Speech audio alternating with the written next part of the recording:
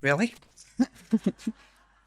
First of all, there were a lot of children, and these kids loved to sing. They knew all the words and sang with their whole heart. The first service we went to, we gave away a soccer ball and some toys at the end of the service. Then the next service, we decided to teach the kids a song, but then they taught us a song. I can tell you the church was in an uproar. Everyone got involved in the actions, and of course we all sang at the top of our lungs. It was definitely a joyful noise unto the Lord. We also gave away another soccer ball and toys and some lollies. Now, a lot of these kids had never had a lolly. They didn't know what to do with these little packets of things. So you can imagine their joy when they opened it up and it was so tasty.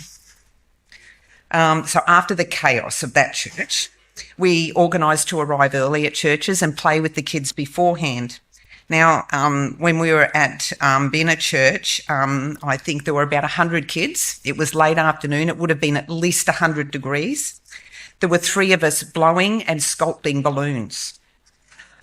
You can only imagine what that was like. Surrounded. It was incredible, but really, really satisfying at how much joy we gave these children. Of course, more soccer balls and games, and it was just awesome being with the kids. So face painting was very popular. You can imagine James and Cerise and Courtney were like kid magnets. They loved them. Now, for me too, speaking to some of the mums was really special. One mum that I talked to, she was 25. She had 4 children. She'd walked about 10 k's to the clinic with a 4-year-old because she was unwell. And I just said, were your kids born here at the clinic? It's like, no, they're born at home and my husband delivers my babies. Nobody else, just her husband. And they cut the cord with a bamboo knife.